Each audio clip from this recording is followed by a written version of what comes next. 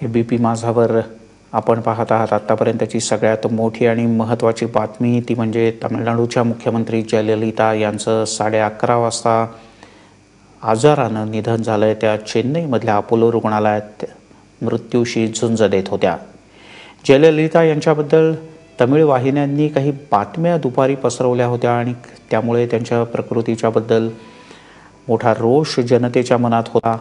मात्र आता जी बातमी हाती आली आहे त्यानुसार 11:30 वाजता त्यांचं निधन झाल्याचं औपचारिकरित्या जाहीर करण्यात आलं.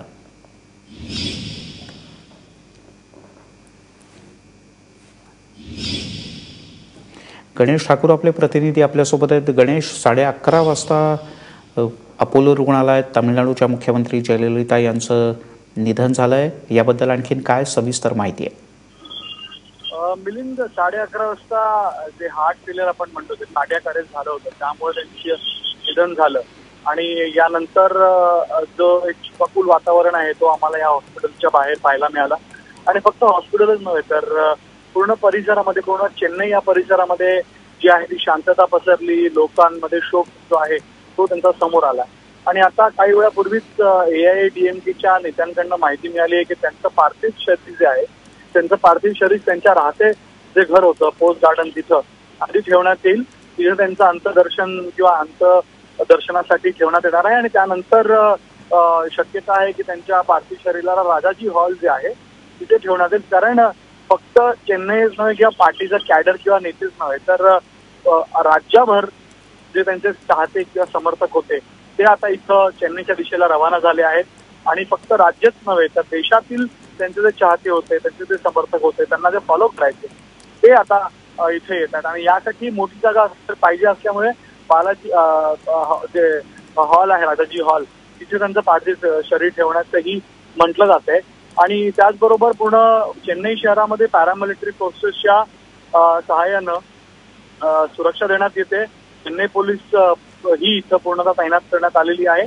आणि जसं आपण कालपासून दाखवतोय की रॅपिड ऍक्शन फोर्सच्या 9 कंपन्या, पॅरामिलिटरी फोर्सेस ज्यामध्ये CRPF, CISFच्या कंपनीज आहेत, त्यांनाही आता चेन्नई आणि तामिळनाडूमध्ये जे आहे त्यांना डिप्लॉय करण्यात आलेलं आहे. आणि याशिवाय कर्नाटक पोलिसांचंही मदत घेण्यात येते, कारण जे बॉर्डर्स आहेत त्या बॉर्डर्सलाही सील करून किंवा तिथंही जी आहे प्रॉपर सिक्युरिटी अरेंजमेंट करण्यात येत आहेत. पण जे असं वाटत होतं की या अशा गणेश, मी तुला थोडंसं थांबवतो. ज्येष्ठ पत्रकार आणि राजकीय विश्लेषक भारतकुमार राऊत आपल्यासोबत आहेत. राऊत सर, तामिळनाडूचं राजकारण असेल किंवा देशाचं राजकारण असेल, जयललिता या आता राहिलेल्या नाहीत. काय सांगाल त्यांच्या एकूण राजकीय योगदानाबद्दल? जे होईल अशी भीती गेली काही दिवस वाटत होती ती अखेर खरी ठरली आहे. आणि खरं म्हणजे जयललिता गेल्यामुळे तामिळनाडूच्या राजकारणामध्ये खरंच एक खूप मोठी पोकळी निर्माण झाली. असं बोलणं हा अनेकदा उपचार वाटतो, परंतु खरंच खूप मोठी पोकळी केवळ तामिळनाडूच्या राजकारणात नव्हे तर तामिळनाडूच्या एकंदर समाज जीवनामध्ये सुद्धा ही खूप मोठी हानी झालेली आहे. तर जयललितांचं कर्तृत्व खूप मोठं आहे. 5 वेळा त्या मुख्यमंत्री झाल्या. लागोपाठ 2 वेळा निवडणुका जिंकण्याचा हा जो पराक्रम त्यांनी केला तो तामिळनाडूच्या इतिहासामध्ये अद्वितीय असा पराक्रम होता. आणि त्याचबरोबर त्यांनी स्वतःची केवळ राजकारणी व्यक्ती म्हणून नव्हे तर अम्मा म्हणजे आई म्हणून जी एक प्रतिमा तामिळ जनतेमध्ये निर्माण केली ती खरोखर प्रशंसनीय अशी होती. द्रविड मुन्नेत्र कळघमच्या मधून अण्णा द्रविड मुन्नेत्र कळघम हा पक्ष निर्माण झाला. MG रामचंद्रन यांनी स्थापन केला. हे करत असताना खरं म्हणजे द्रविड मुन्नेत्र कळघम हा पक्ष, ही चळवळ ही ब्राह्मणेतरांची चळवळ म्हणून ती पुढे आली होती. अण्णादुरई यांनी ब्राह्मणेतरांची म्हणून चळवळ ही पुढे आणली. आणि लक्षात कसा विरोधाभास आहे बघा की स्वतः जयललिता या ब्राह्मण कुटुंबातून आल्या आणि त्यांनी ही ब्राह्मणेतरांची चळवळ आणि तिच्या त्या एक मुख्य नेतृत्व बनल्या. ही खरोखर त्यांचं कर्तृत्व मोठं आहे. अंबा म्हणून त्यांनी जी स्वतः लोकबद्दल विश्वास संपादन केला होता आई म्हणून, तो सुद्धा अत्यंत वाखाणण्यासारखा आहे. अशी व्यक्ती निघून जाणं आणि त्याच्या वयाच्या 68 वर्षी जेव्हा त्या कारकिर्दीच्या शिखरावर होत्या त्याच वेळी त्या गेलेल्या आहेत. मला असं वाटतं की हे तामिळ जनतेचं खूप मोठं दुर्भाग्य आहे. सर, आणखीन एक प्रश्न. 2 गोष्टींकरता जयललिता कायमच ओळखल्या जातील. एकतर गरिबांच्या करता जबरदस्त अशा प्रकारच्या योजनांची घोषणा त्यांनी निवडणुकांच्या वेळेला केलेली होती त्याच्याकरता. आणि दुसरं, तामिळनाडूतलं जे काही सुडाचं राजकारण आहे त्याला एक महिला असून सुद्धा जशास तसं उत्तर देणं याकरता. अगदी बरोबर आहे. दोन्ही गोष्टी अतिशय महत्वाच्या आहेत. एक तर म्हणजे त्यांनी गरिबांसाठी जे काही घोषणा केल्या आणि त्या काही त्यातल्या अनेक त्यांनी अंमलात सुद्धा आणल्या हे लक्षात घ्या. ही अतिशय महत्वाची गोष्ट आहे. त्यातून ती तामिळनाडूमध्ये अन्य कोणत्याही राज्यांपेक्षा वेगळी गोष्ट म्हणजे ब्राह्मण आणि ब्राह्मणेतरांचं राजकारण, अय्यर अय्यंगार एका बाजूला आणि सगळी बाकीची द्रविडी जनता दुसऱ्या बाजूला, अशा तऱ्हेची परिस्थिती ही तामिळनाडूमध्ये असते. आणि त्याच्यामध्ये त्या राजकारणामध्ये त्यांनी त्या ब्राह्मणेतरांच्या म्हणजे ते जनता गरिबांच्या अशा नेत्या म्हणून त्या उभ्या राहिल्या. त्यांचं वर्णन तामिळमध्ये क्रांतिकारी नेत्या अशा तऱ्हेचं वर्णन त्यांचं होत राहिलं. ही गोष्ट आपण लक्षात घेतली पाहिजे. दुसरी गोष्ट जशी तू आता म्हटलं त्याप्रमाणे की तिकडे सुडाचं राजकारण असतं. म्हणजे जेव्हा जयललिता होत्या तेव्हा त्यांनी करुणानिधीमुळे डीएमकेच्या नेत्यांविरुद्ध कारवाया केल्या आणि जेव्हा डीएमके करुणानिधींचं राज्य होतं तेव्हा जयललितांना तुरुंगात पाठवण्यापर्यंतची मजल गाठण्यात आली. या सुडाच्या राजकारणामध्ये जयललिता या सर्वांना पुरून उरल्या. त्यांनी करुणानिधींना जशा तसं उत्तर दिलं आणि शेवटी लागोपाठ 2 निवडणुका जिंकून आपण केवळ सुडाचं राजकारण करत नाही तर आपल्याला जनतेचा भरभक्कम पाठिंबा आहे हे सुद्धा त्यांनी दाखवून दिलं. मला आठवते मागच्या काही मला सण आठवत नाही पण त्यामध्ये त्यांनी तामिळनाडूमधून येणाऱ्या सर्वच्या सर्व 26 जागा या त्यांनी जिंकून आणून त्यांनी लोकसभेच्या त्यांनी एक वेगळा पराक्रम गाजून दाखवलेला होता. सर आणखी 2 प्रश्न आहेत. एक तर जेव्हा वाजपेयींचं सरकार केंद्रात होतं त्यावेळेला 3 महिलांच्याबद्दल बोललं जायचं. त्याच्यातल्या एक जयललिता होत्या आणि त्यानंतर जर का आपण पाहिलं तर काही वेळेला त्यांनी भाजपची साथ दिली, काही वेळेला त्यांनी काँग्रेसची साथ दिली. मात्र या सगळ्यामध्ये जसं अन्य राजकीय पक्ष त्या राज्यांमध्ये एक स्वतःची न्यूसेन्स व्हॅल्यू क्रिएट करतात केंद्र सरकारच्या करता, तशी जयललिता यांची सातत्यानं एक खूप मोठी न्यूसेन्स व्हॅल्यू केंद्र सरकारच्या समोर राहिलेली आहे. अगदी बरोबर आहे. हा असा इतिहास आहे की त्यांनी ज्या पद्धतीचं राजकारण केलं त्या स्वतः त्या काही काळ राज्यसभेच्या सदस्य होत्या परंतु त्यांना कधी दिल्लीची महत्वाकांक्षा नव्हती. त्यांनी सतत आपलं राज्य हेच आपलं क्षेत्र असं मानलं आणि ही त्यांची मनोभूमिका असल्यामुळे त्या केंद्राला सतत आव्हान देत राहिल्या. म्हणजे ते जयललितांनी अण्णा अटलबिहारी वाजपेयी यांचं सरकार जे एका मताने पडलं होतं ते त्यांच्या विरोधामुळेच पडलं होतं. आणि अशी सतत त्यांनी सरकारला असं धारेवर घालण्याचं काम हे त्यांनी केलं. योग्य की अयोग्य हे इतिहास ठरवेल परंतु ते त्या करत राहिल्या हे मात्र नक्की. आणि त्या एकेकाळी असं होतं की तिथे जयललिता होत्या, तिकडे ममता होत्या आणि तिकडे मायावती या अशा तऱ्हेच्या 3 महिला खूप मोठ्या प्रमाणावर काम करत होत्या. आणि त्याच्यातल्या जयललिता या केवळ स्वकर्तृत्वावर त्यांनी कधीही कोणाचीही मदत घेतली नाही. लक्षात घ्या तामिळनाडूचं राजकारण हे काँग्रेसला खूप दूर ठेवणारं असं राजकारण होतं किंवा भाजपाला सुद्धा खूप दूर ठेवणारं असं राजकारण होतं. त्यामुळे एखादा डीएमके आणि अंडा डीएमके यांच्या पुरतंच तामिळनाडूचं राजकारण मर्यादित करण्यामध्ये जयललितांचा हा एक मोठा सहभाग होता त्याच्यामध्ये. आणि त्यामुळे काँग्रेसचे तर राजकारण करणारी ही जी काही पक्ष आहेत त्याच्यामधले AIADMK हा एक महत्वाचा पक्ष होता. आणि त्याच्यातलं AIADMK म्हटलं की जयललिता हे एकच नाव पुढे होतं कारण MGR जाऊन आता खूप वर्ष झाली. 91 साली जयललितांचा उदय झाला. आणि दुसरं एक आणखीन सांगतो की जयललिता या चित्रपट अभिनेत्री होत्या पण केवळ चित्रपट अभिनेत्री हे त्यांचं आकर्षणाची गोष्ट नाही कारण त्यांना चित्रपट अभिनेत्री म्हणून बघितलेली जी जनता आहे ती आता संपलेली आहे. त्यांना लोकांनी राजकीय नेत्या म्हणूनच पाहिलं आणि त्या केवळ राजकीय नेत्या नव्हत्या तर त्या कमालीच्या हुशार म्हणजे अकॅडमिकली हुशार आणि शिवाय व्यवहारामध्ये हुशार अशा महिला नेत्या. त्यांची इंग्रजीवरचं प्रभुत्व, त्यांचं कानडीवरचं प्रभुत्व, त्यांचं मल्याळमवरचं प्रभुत्व, तेलुगूवरचं प्रभुत्व हे अफाट असं होतं, अचाट करणारं होतं. इंग्रजी ज्यावेळी बोलायच्या त्यांचं भाषण हे ऐकत राहावं अशा तऱ्हेचं. त्यामुळे काय मला येत नाही, परंतु इंग्रजी त्या ज्या पद्धतीने बोलायचं ते अतिशय सुंदर अशा तऱ्हेचं भाषण त्या करायच्या. ही त्या जन्माने कानडी, त्या जन्माने ब्राह्मण, तरी त्या तामिळ जनतेच्या नेत्या बनल्या. याच्यामध्ये त्यांचं कर्तृत्व स्पष्ट होतं. निश्चित सर, खूप खूप धन्यवाद. तुम्ही सविस्तरपणे जयललिता यांचा राजकीय सामाजिक पट उलगडून दाखवलात त्याबद्दल. आणि आपण पुन्हा ही लाईव्ह दृश्य पाहतो आहोत थेट चेन्नईहून. चेन्नईमध्ये उपस्थित आहेत आता आपले प्रतिनिधी गणेश ठाकूर आणि त्यांच्यासोबतच उमेश कुमावत यांचा एक आढावा पाहूया.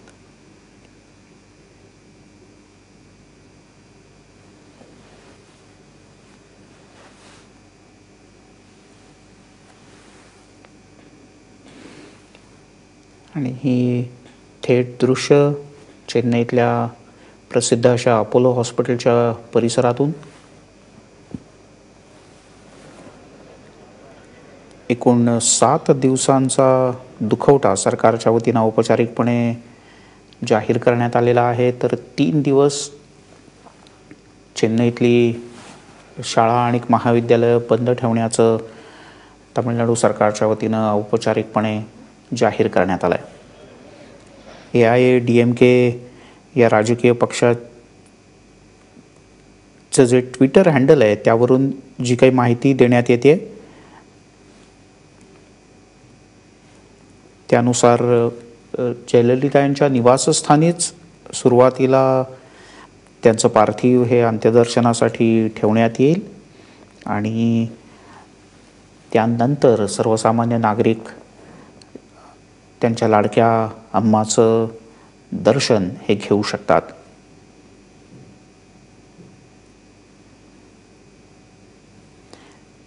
आधी जयललिता यांच्या निवासस्थानी आणि त्यानंतर राजाजी हॉल हा जो परिसर आहे या ठिकाणी जयललिता यांचं अंत्यदर्शन घेण्यासाठी राज्यभरातली जनता हे आली तर त्यांना त्यांचं अंत्यदर्शन हे घेता येणार आहे. आयर्न लेडी म्हणून ज्यांना तामिळनाडूच्या राजकारणात आणि एकूणच दक्षिणेकडच्या राजकारणात ओळखलं जातं, त्या जयललिता यांचं 11:30 वाजता आजारपणामुळे निधन झालं.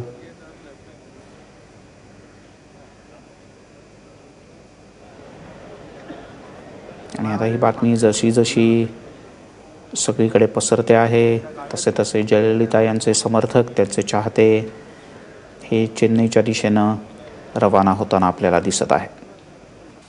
24 फेब्रुवारी 1948 रोजी जयललिता यांचा जन्म झाला होता. पुढे राजकारणामध्ये येण्याच्या पूर्वी अभिनेत्री म्हणून त्या तामिळनाडूमध्ये अतिशय लोकप्रिय होत्या. केवळ तमिळच नाही तर तेलुगू आणि कन्नड भाषेतले सगळे मिळून 140 पेक्षा जास्त चित्रपट त्यांनी केले. यात सगळ्यात त्यांची भूमिका प्रमुख अभिनेत्रीची होती. MG रामचंद्रन यांच्या प्रेरणेतून 1982 मध्ये त्या राजकारणात आल्या. 1983च्या पोटनिवडणुकीत त्या पहिल्यांदा आमदार झाल्या. 1984 मध्ये त्या पहिल्यांदा राज्यसभेवरही निवडून गेल्या होत्या. पुढे MGR यांच्या निधनानंतर जयललिता यांच्याकडे AIADMKची सर्व सूत्र ही सुपूर्द करण्यात आले. यानंतर अतिशय सक्रिय अशा प्रकारचा राजकीय प्रवास, राजकीय कारकीर्द जयललिता यांची राहिली. 1989 मध्ये तामिळनाडू विधानसभेचं विरोधी पक्षनेतेपद त्यांनी भूषवलं. तामिळनाडूच्या पहिल्या महिला विरोधी पक्षनेत्या या जयललिताच राहिल्या. 24 जून 1991 मध्ये तामिळनाडूच्या पहिल्या महिला मुख्यमंत्री म्हणून त्यांनी शपथ घेतली आणि इथून पुढे त्यांची राजकीय कारकीर्द अतिशय वेगानं पुढे गेली. 1996च्या विधानसभा निवडणुकीत मात्र जयललिता यांना पराभवाचा खूप मोठा धक्का बसला. यावेळेला त्यांच्यावर आरोप झाले होते ते भ्रष्टाचाराचे. विकास कामं कोणत्याही प्रकारची केली नाहीत, जनतेचा विश्वासघात केला, अशा प्रकारचे आरोप झाले होते. पुढे 2001 मध्ये जे प्रकरण तेव्हापासून सुरू होतं त्याचा 2001 मध्ये निकाल लागला आणि याच भ्रष्टाचाराच्या प्रकरणात त्यांना 1 महिन्याचा तुरुंगवास सुद्धा झाला होता. पुढे 2001 मध्ये दुसऱ्यांदा तामिळनाडूच्या मुख्यमंत्री म्हणून त्या विराजमान झाल्या. मयुरेश कोंडूर आपले प्रतिनिधी आपल्यासोबत आहेत. मयुरेश, काय सांगशील जयललिता यांच्या एकूणच राजकीय वाटचालीबद्दल? दक्षिणेकडची एक अतिशय वेगवान आणि झपाटलेलं असं एक राजकीय व्यक्तिमत्व आता आपल्यात नाही. मिलिंद, संपूर्ण दक्षिणेकडचं संपूर्ण आपण राजकारणच बघितलं ते कायम कुठल्या ना कुठेतरी पर्सनॅलिटी कल्टवर आपण पाहायला मिळालं. आपण कर्नाटक बघितलं, आंध्र प्रदेश असेल किंवा जसं तू आता उल्लेख करतास की MGR पासून AIADMKची सूत्र जशी जयललितांनी ताब्यात घेतली तशी एका प्रकारची पर्सनॅलिटी कल्ट आपण म्हणता येईल. आणि याच व्यक्तींबरोबर दक्षिणेतल्या राज्यांचं वर्षानुवर्ष राजकारण चालत राहतं. आणि जवळपास मागचा 30 वर्षांचा जर आपण पूर्ण काळ बघितला, जेव्हापासून जयललिता प्रत्यक्ष राजकारणामध्ये आल्या, त्या लगेच त्या विरोधी पक्षनेतेपदी पण आल्या ज्यावेळेस MGR यांचं निधन झालं होतं. त्यानंतर करुणानिधी आणि जयललिता यांच्या भोवतीच संपूर्ण राजकारण जे आहे ते फिरत होतं. प्रत्येक वेळेस तामिळनाडूमध्ये एका वेळेस करुणानिधींची सत्ता यायची, लगेचच त्याच्यानंतर पुढच्या वेळेस तामिळनाडूची सत्ता जयललितांना सत्तेवर बसवायची, असा खेळ सुरू होता. पण यावेळेस आपण जर बघितलं तर जवळपास 30 वर्षांच्या कालावधीनंतर जवळपास दोघांची 5-5 वेळा टर्म झाल्यानंतर आता जयललिता ज्यावेळेस 5व्यांदा मुख्यमंत्रीपदी आल्या होत्या त्यावेळेस मागच्या वेळेस पण त्याच मुख्यमंत्रीपदी होत्या, यावेळेस पण त्याच होत्या आणि यावेळेस त्यांनी ती परंपरा पूर्ण खंडित केली होती. पण तरी सुद्धा या निवडणुकीच्या वेळेस 2016 मध्ये जी निवडणूक झाली त्यावेळेस सुद्धा त्यांच्या या प्रकृती अस्वास्थ्याचं सावट जे होतं ते संपूर्णपणे त्यांच्या या प्रचारावर होतं. त्या फारशा प्रचारामध्ये दिसल्या नाहीत. त्यांचं त्या बऱ्यापैकी मुख्यमंत्री झाल्यावरही स्वतःला त्या बंदिस्त त्या अवस्थेमध्ये एका प्रकारे होते, त्यांच्यावर उपचार सुरू होते. आणि असं असताना आता त्यांची ही निधनाची बातमी येणं, त्यामुळं पूर्णपणे तामिळनाडूचं आणि त्यातही दक्षिणेकडचं जे या मुख्य महत्वाचं राज्य आहे यातलं राजकारण पूर्ण बदललेलं पाहायला मिळेल. स्वतः करुणानिधी आता 92व्या वर्षीपर्यंत आहेत, त्यांची तब्येतही कशी आहे हे माहिती आहे. द्रमुक जो त्यांचा विरोधी पक्ष आहे त्याच्यामध्ये खूप सारे तूट पडलेले आहेत, मुलांमध्ये भांडणं आहेत, कनिमोळींच्यावर आरोप आहेत, ती केस अजून सुरू आहे. आणि त्याच वेळेस AIADMK ज्यावेळेस जयललितांवर पुन्हा एकदा तामिळनाडूने विश्वास दाखवलेला होता आणि त्याच वेळेस त्यांचं ही दुसरी टर्म लागोपाठ सुरू असताना जी त्यांना मिळालेली होती त्यावेळेस त्यांचा मृत्यू होणं, तामिळनाडूचं राजकारण पूर्णपणे बदललेलं आपल्याला पाहायला मिळू शकतं या सगळ्या प्रकारामध्ये. मयुरेश, जेव्हा काही काळापूर्वी निवडणुका झाल्या होत्या तेव्हा असं बोललं जात होतं या सगळ्या प्रचाराच्या वेळेला की जयललिता पुन्हा येतील का नाही माहीत नाही, मात्र शेवटच्या काही दिवसांमध्ये वातावरण एकदम बदलत गेलं आणि ज्या पद्धतीच्या घोषणा म्हणजे लोकप्रिय घोषणांच्या करता प्रामुख्यानं दक्षिणेकडची राज्य त्यातही तामिळनाडू आणि त्यातही जयललिता यांचा आवर्जून उल्लेख करायला लागेल. म्हणजे अम्मा TV, अम्मा सायकल, अम्मा कॅन्टीन, कुल शंकाच नाही त्यांच्याकडे कायम जसं आपण पहिल्यापासून म्हणतो की पर्सनॅलिटी कल्टवरच इथलं राजकारण सुरू असतं. त्यानुसार सगळे सर्वत्र अम्मा आणि ज्यावेळेस करुणानिधी येतात सगळे त्यावेळेस त्यांच्या बाजूने सगळं ते सुरू होतं. त्याच्यामुळे अम्मा TV, अम्मा सायकल, त्यांची कॅन्टीन्स, त्याच्यापासून त्यांना ते TV या सगळ्या गोष्टी ज्या होत्या त्यांनी राजकारण, आपल्याला असं बऱ्याचदा असं वाटतं की या प्रकारच्या गोष्टी केवळ एक निवडणुकीची आश्वासनं म्हणून असतात किंवा काय, पण तिथं ती प्रत्यक्षात येतात. त्यांचा TV आहे, ती मुख्य म्हणजे माध्यमांवरचा यांचा सगळ्यांचा असलेला प्रभाव, त्या प्रत्येक मोठ्या राजकारण्याचं असलेलं एक मोठं टेलिव्हिजन नेटवर्क, मीडिया नेटवर्क आणि यांचा जया TV आणि त्याच्यामधनं असलेलं लोकांवर असलेलं एका प्रकारचं गारुड ते प्रत्यक्ष दिसत होतं. आणि त्याच वेळेस त्या गरिबांसाठी एवढ्या सगळ्या गोष्टी करतात. आज सुद्धा दिवसभर आपण बघत होतो की अपोलो हॉस्पिटल बाहेर काय आक्रोश सुरू होता, गेले काही दिवसच सतत सुरू आहे. आणि त्यातल्या प्रत्येक जे लोक आहेत आणि जे विशेषतः गरीब किंवा खूप खालच्या वर्गातून येतात तर त्या सगळ्यांसाठी त्यांच्या ज्या सगळ्या योजना ज्याचा उल्लेख तू आता सगळ्या केलास त्या भयंकर त्यांच्या मनावर बिंबलेल्या होत्या. आणि प्रत्येक ॲज इफ की बदललं सरकार की योजना त्याच राहायच्या पण नावं बदलायची. आणि हे अम्मा TV सायकल पासून अगदी घरच्या किचन आणि मिक्सर पर्यंत सुद्धा ज्या महिला वर्गाला आवडत्या गोष्टी आहेत त्या देण्यापर्यंत ही सगळी आश्वासनं पूर्ततेकडे जायची आणि या सगळ्यावर आम्हा सगळीकडे असायची. त्यामुळे या सगळ्यांवर किती गारुड आहे हे आपल्याला लक्षात येऊ शकतं. आणि आता त्यामुळं जो आक्रोश आपण दिवसभर तामिळनाडूच्या चेन्नईच्या रस्त्यांवर पाहतोय तो आता काय शिगेला पोहोचेल या सगळ्या जी बातमी आता येते आहे, जी अगोदर अफवा अशी म्हटली गेली दुपारच्या सत्रामध्ये आणि आता ती प्रत्यक्ष येते, त्यावेळेस आपण केवळ त्याची कल्पना करू शकतो. आणि त्यामुळं तामिळनाडूचं आणि किंबहुना दक्षिणेतलं राजकारण या आजच्या घटनेमुळे खूप सारं बदलेल. पण अर्थात आता पुढचे काही दिवस तरी अर्थात त्यांची कारकीर्द, त्यांची चित्रपटातली कारकीर्द, त्यांची राजकीय कारकीर्द याच्याविषयी चर्चा होत राहील. साधारणपणे 140 चित्रपटात काम आणि त्याच्यातल्या बहुतेक चित्रपटांमध्ये मुख्य नायिकेची भूमिका म्हणजे एकेकाळी जसं हिंदी चित्रपटसृष्टीमध्ये हेमा मालिनी किंवा त्या काळातल्या हिरो हिरोईन्स हे अत्यंत लोकप्रिय होते, त्याही आधीच्या काळामध्ये जयललिता यांच्या अभिनयाची आणि सौंदर्याचं एक खूप मोठं गारुड या तीनही दक्षिणेकडच्या राज्यांमधल्या जनतेवर आपल्याला पाहायला मिळतं. बिलकुल. आणि त्यात जरी त्यांची राजकीय कारकीर्द ही जरी तामिळनाडूमध्ये फुललेली असली तरी सुद्धा केवळ त्यांनी तामिळ भाषेत काम केलं अशातली गोष्ट नाही. त्यांनी तेलुगूमध्ये, आंध्रमध्ये काम केलंय, त्यांनी कर्नाटकामध्ये, कन्नडमध्ये काम केलेलं आहे. आणि तोच पूर्ण MGR यांच्या सोबतीनं त्यांचा चित्रपटातला प्रवास जेव्हा सुरू होता आणि त्यानंतर अचानक तो राजकीय गोष्टीकडे वळला. आणि त्यांची लाईफस्टाईलविषयी पण बोलता येईल.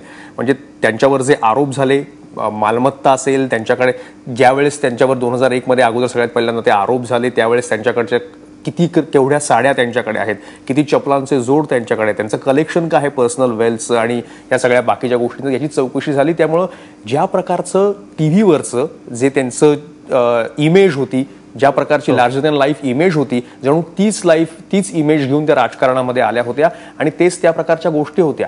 आणि म्हणूनच त्यांच्यावर ते आरोप झाले, म्हणून त्यांच्यावर खटले झाले, त्यांना 2दा तुरुंगवास सहन करावा लागला. त्यातल्या एक केसमध्ये नुकत्याच ते निर्दोष मुक्त त्यांची झालेली होती, ज्यासाठी ते बेंगलोरच्या तुरुंगामध्ये अटकेत होत्या काही काळ आणि त्याच्यानंतर पुन्हा निवडणुकीला सामोरी झाल्या निर्दोष मुक्त झाल्यानंतर.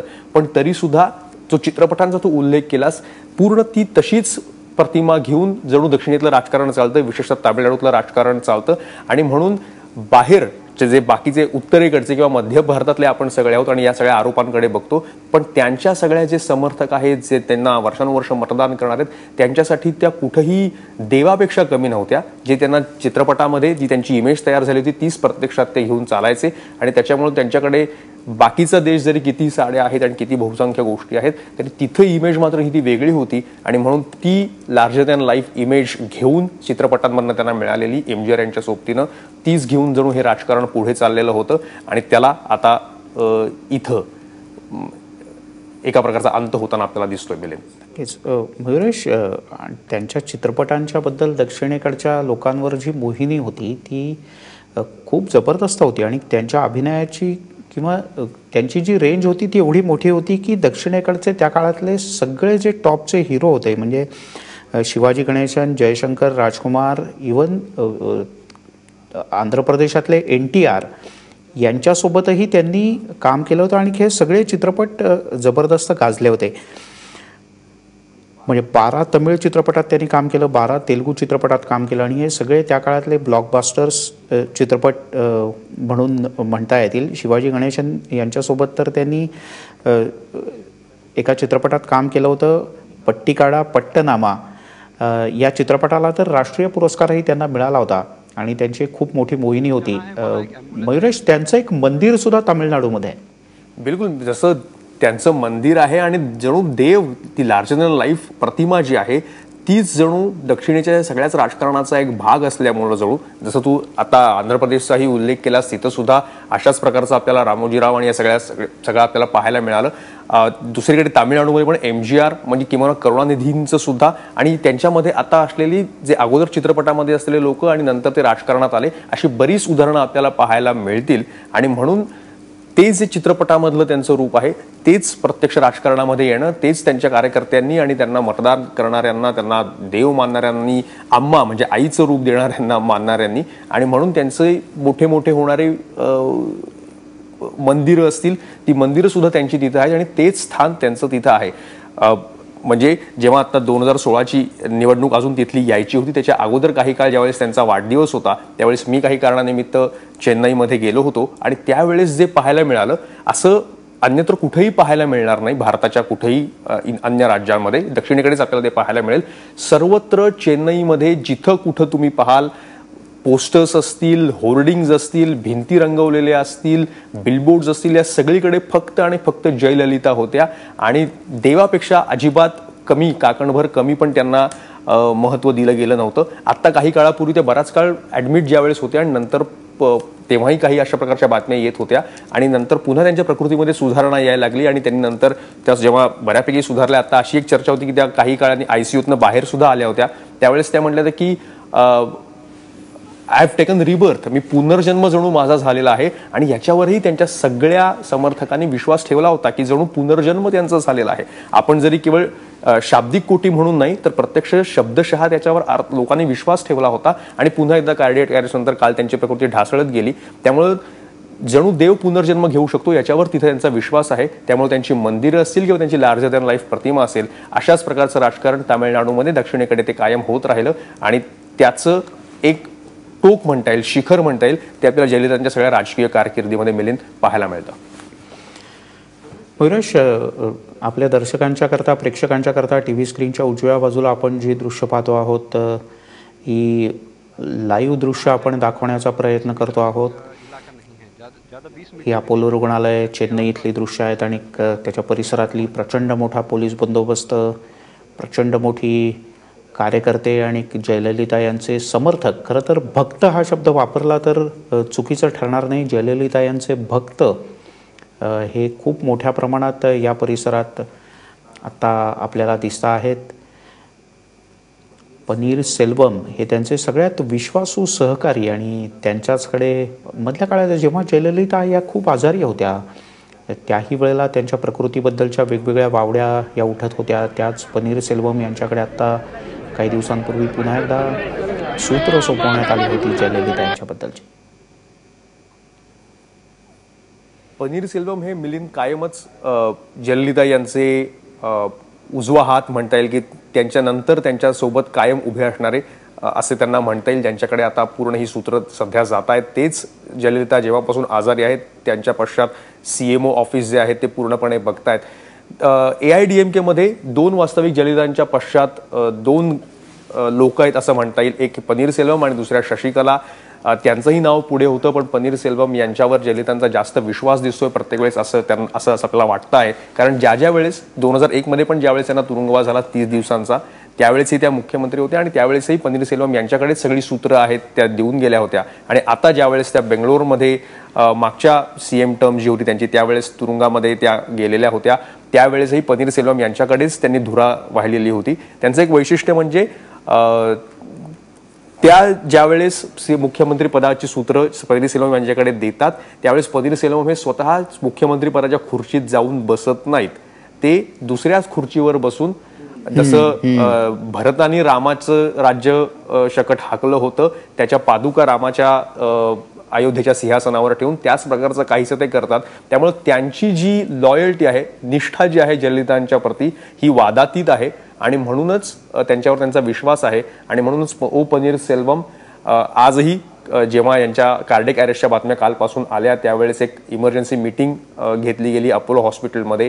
पनीर सेल्वम यांनी त्यांच्या सगळ्या साथी जे बाकीचे आमदार आहेत आणि कॅबिनेटमधले लोक आहेत या सगळ्यांना एकत्र घेतलं होतं आणि त्या सगळ्यांनी एका प्रकारची शपथ घेतली की कोणत्याही परिस्थितीमध्ये काहीही परिस्थिती उद्भवली तरी पनीर सेल्वम यांच्या पाठी आपण सगळा पक्ष म्हणून एकत्र उभे राहणार आहोत. कारण त्याच वेळेस त्यांना त्याची कल्पना आली होती आणि आता पुढच्या काही काळामध्ये आता सुद्धा विद्यासागर राव जे महाराष्ट्राचे आणि त्याच वेळेस त्यांना ॲडिशनल चार्ज आहे तामिळनाडूच्या गव्हर्नर राज्यपाल पदाचा त्यावेळेस त्यांनी सुद्धा पहिलं जे काही बोलणी केली होती पनीर सेल्वम यांच्याशीच केली होती.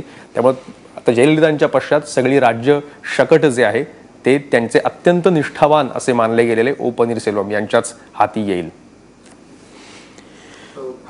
मयुरेश, तू राहाच आपल्यासोबत आता एक महत्त्वाची बातमी हाती येते ती म्हणजे जयललिता या दोन्ही वेळेला जेव्हा आजारी होत्या ज्या पनीर सेल्वम यांच्याबद्दल तू बोलत होतास आता त्याच पनीर सेल्वम यांच्याकडे मुख्यमंत्रीपदाची तात्पुरती सूत्र ही सुपूर्त करण्यात येणार आहेत आणि याच्यातल्या काही औपचारिकता या उद्याला सकाळी तातडीनं पार पाडल्या जातील. बैरिकेटिंग पूरी तरीके से यहाँ पे उन्होंने कर दी है. एक दूसरी सबसे बड़ी बात ये थी कि जयललिता की छवि जो उनके लोगों के यहाँ दिमाग में जो देवी की छवि थी, जैसे उन्होंने अपनी करियर की शुरुआत एक फिल्म के हीरोइन के तौर पर की थी लेकिन उन्होंने अपनी छवि को कभी ठेस नहीं लगने दी और वो यहाँ के लोगों पे दिलों पे जिस तरह से उन्होंने राज किया है वो यहाँ पे दिखता है. इस वक्त रात में भी जिस तरह का इंतजार जब वो सितंबर में अस्पताल में इसी अपोलो अस्पताल में आई थी, उनको भर्ती किया गया था, दाखिल किया गया था, उसके बाद से यहाँ पे जो हजारों लोगों का उनके समर्थकों का जमावड़ा है वो कभी कम नहीं हुआ. बाद में बीच में खबरें ये आती रही कि वो ठीक हो रही है, उनकी हालत में सुधार है. कांग्रेस के उपाध्यक्ष राहुल गांधी यहाँ पे खुद आके गए, बीजेपी के अध्यक्ष भी यहाँ पे आके गए, बीजेपी के कई नेता भी यहाँ पे आके गए.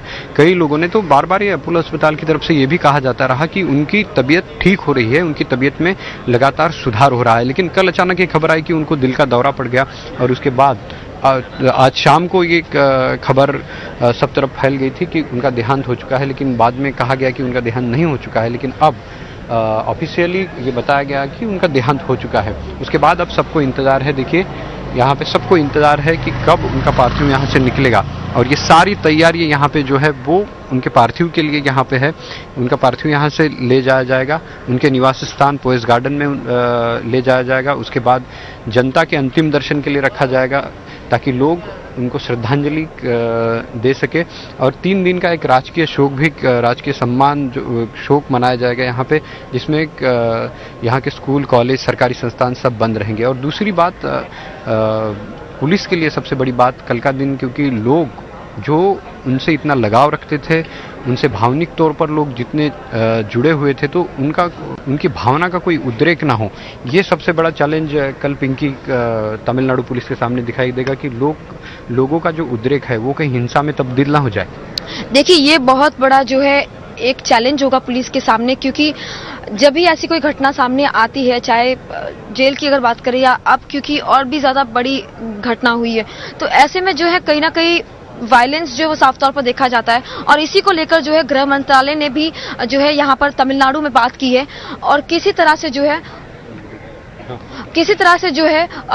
ये सुनिश्चित करने की कोशिश की है कि किसी भी तरह का लॉ एंड ऑर्डर इश्यू ना हो। और तमिलनाडु की तरफ से भी जो है सरकार की तरफ से सुनिश्चित किया गया है कि किसी भी तरह का जो है लॉ एंड ऑर्डर इश्यू नहीं होगा। लेकिन पुलिस के सामने सबसे बड़ा चैलेंज होगा इस चीज को जो है पूरी तरह से जो है रोकना, क्योंकि लॉ एंड ऑर्डर इश्यू जो है वो हमेशा ही देखा गया है। एक प्रधानमंत्री नरेंद्र मोदी ने भी कहा है कि वो एक तरह से इंस्पिरेशन थी यहाँ के लोगों के लिए। तो इंस्पिरेशन खास तौर पर देखा गया, एक छवि जो थी, एक माँ की छवि। हमने देखा कि आज शाम को जब एक खबर आई थी, उसके बाद पूरा का पूरा चेन्नई बंद हो गया था, पूरा सन्नाटा था कई इलाकों में।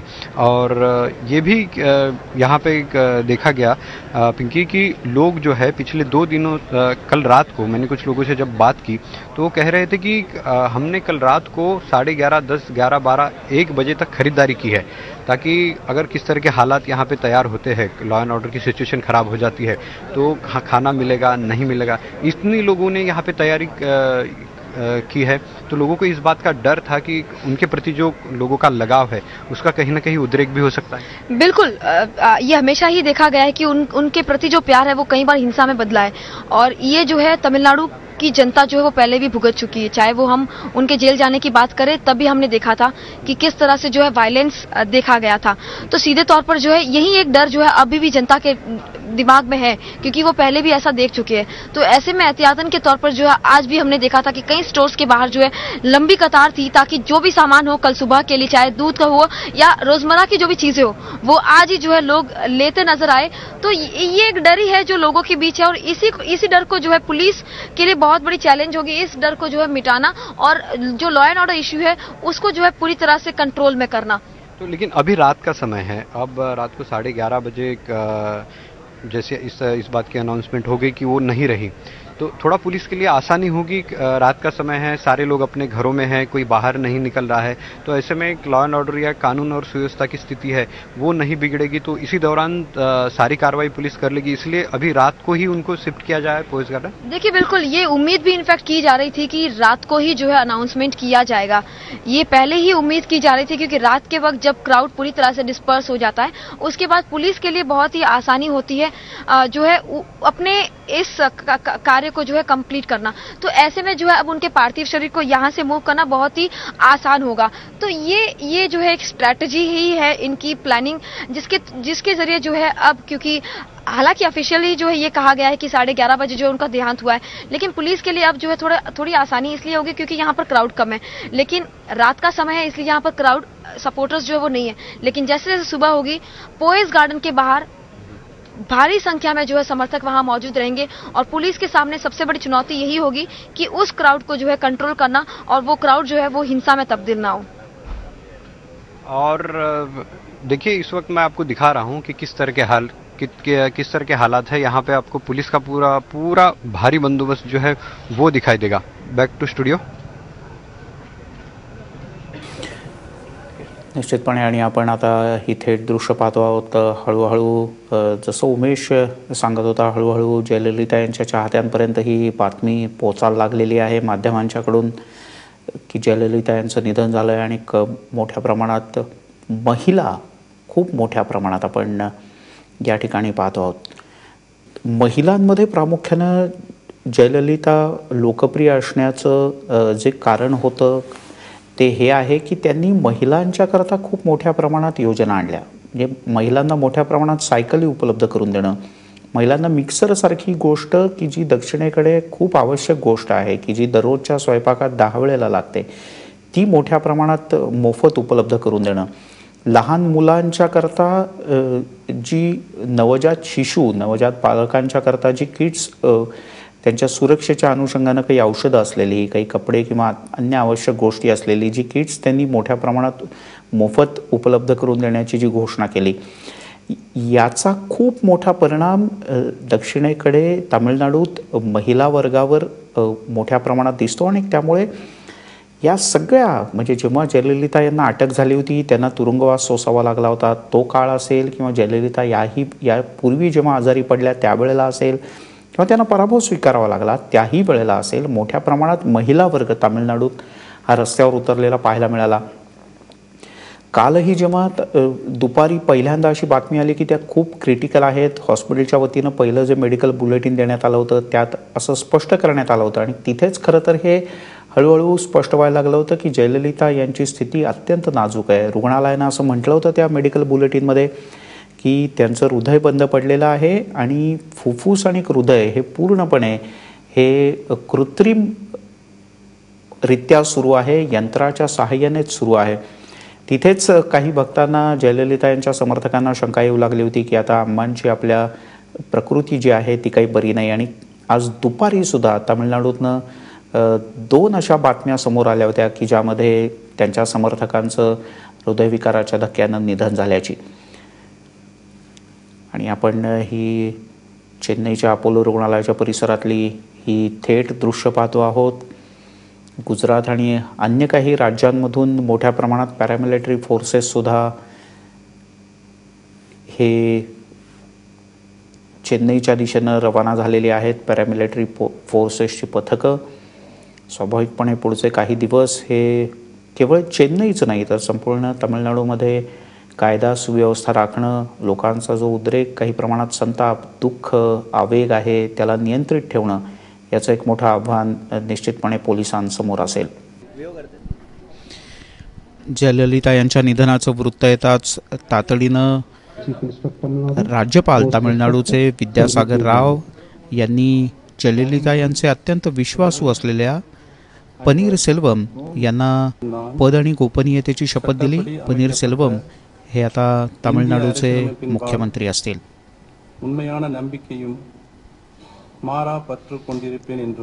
तेव्हा विद्यासागर राव की जे तामिळनाडूचे प्रभारी राज्यपाल आहेत त्यांनी ओ पनीरसेल्वम यांना मुख्यमंत्रीपदाची शपथ दिली.